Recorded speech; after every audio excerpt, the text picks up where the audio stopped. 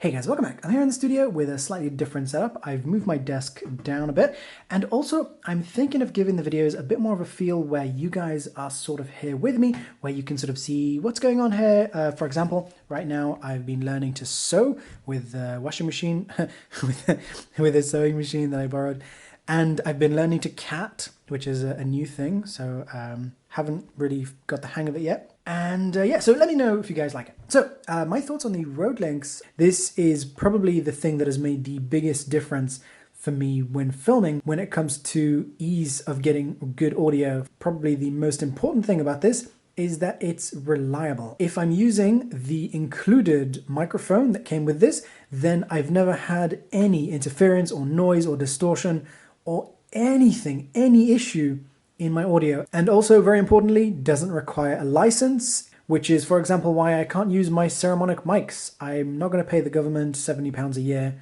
to use a little microphone. It gives a really, really high signal to noise ratio. If there's noise around me, this is going to pick up my voice very, very loudly compared to all that other noise.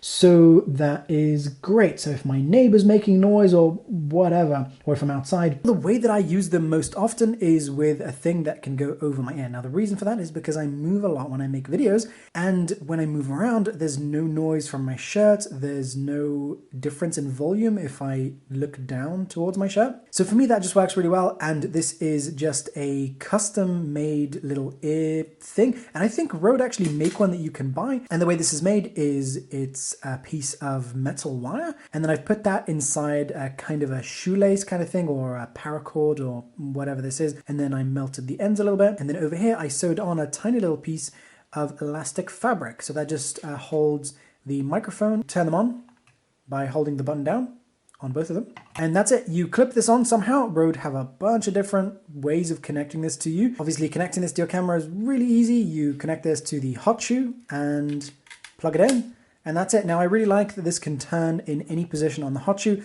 which means that if you're to the left of the camera or if you're in front of the camera, wherever you are, you can always point it towards you, which is really useful because you can see the battery levels. And this does come with a locking cable on one side. So here's what the RodeLink sounds like when it's sitting above my ear. Even though it will sound different to having it clipped onto your shirt, you know, the positioning of the microphone really does make a difference. And then this is what it would sound like if it was connected to my shirt at about nipple height.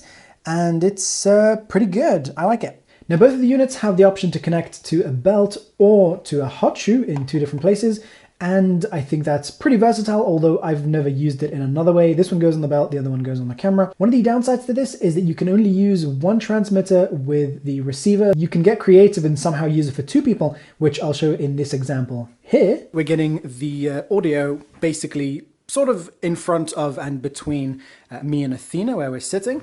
How many legs does a spider have? That's stupid.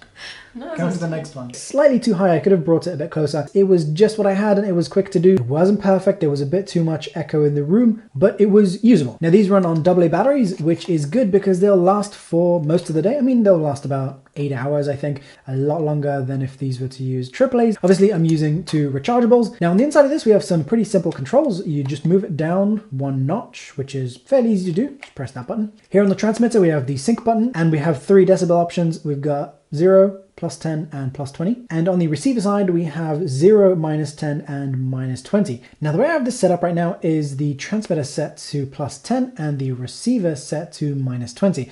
Now, obviously, you could set this up in a different way if you wanted to, but this is just something that works for me. And the reason that I always leave it like this, or at least most of the time I leave it like this, is because most of the time I'm using this to create YouTube videos. And when I'm doing that, I'm often switching between using this and not using it, because when I'm really close to the camera, it's just quicker and easier to just not have to plug this up and just talk into the camera's internal microphone, which on the A7S is pretty good. And with these settings, when I unplug this, the volume still sounds fine. So I don't have to adjust the camera's gain, you know, from the volume control inside the camera. When I unplug this, I just unplug it and I know that I'm still good to go. However, with a lot of cameras, if you want to use this direct to the camera, then you want to be using it at about +10 or +20. and have your camera at the lowest volume that it can go, because you'll get a better signal to noise ratio. But luckily that's not a problem with the A7S. Now these are pretty lightweight, 194 grams. I would personally definitely prefer if these were less weight, both because you'd be able to travel with them a little bit more easily if you're going super lightweight, and also because it would be a little bit better when you're wearing one on the belt. Obviously you want to also carry at least one extra set of batteries, I would say. Now this came with a few accessories, and what I do to keep them organized is either to have them in a little case like this, which is from Lowepro. This is the Spectrum 10, which you can find really cheap, between £1 to £5. And this is a perfect size for most of the accessories that you'll want to get for this. Here is the clip to use it with a shirt. Then the windscreen, which I will test in another video. I will do a big windscreen comparison, so that's coming up soon. And I've got a little spare cable. This also came with a small foam windshield, which fits on like so. I haven't tested this yet, but like I said, these will be in another video. Now this comes included with a microphone that's normally pretty expensive, so that's kind of a good thing. But the bad thing about that is, as far as I know, these are glued onto the cable, whereas if you get the microphone separately, I don't think it's glued onto the cable, because you can buy a separate cable, you know, a backup cable for it. So the problem is that this cable is, I mean, they say it's really strong, but it's really not. I mean, this part of it broke within a few weeks. So it's a thin cable, which is good for hiding it, but it's really fragile. And that means that I won't use this without a spare cable, because if the cable breaks on a shoot, then I can't use this anymore. In order to connect the spare cable, which I had to purchase for about £25, I used 2 pairs of pliers and a lot of force, and I was risking breaking this permanently, but luckily I didn't, and I managed to unscrew it. But I don't recommend doing that, because chances are you might break it. That's a problem. Just keep in mind that you might have to spend another £150 to get a new cable. One of the other issues is that when I tried to use a cheaper microphone with this, then it had noise coming in through the cable and sort of feeding back into itself, sort of this electronic buzzing sound. I would say if the size here isn't a big issue for you, then buy a cheap microphone, and you know, if you're connecting it to your shirt and not above your ear, then the size shouldn't be a huge issue. And I'll link down below to some microphones that are known to not have issues with this. Now here on the screen of the receiver, if you press the buttons, then you'll see these levels, but personally I don't use those. I use the ones on the camera. And then we've got the channel there. We've also got a dedicated mute button and the channel selection button. And on the transmitter, if you want to mute it, then you need to press it and it will turn red, and press again to exit the mute. So what I would say is, if you're going to buy a set of these, then keep in mind that these are mainly for use with one person, unless you start buying multiple sets of 2 and an audio recorder, or trying to use splitting cables or something.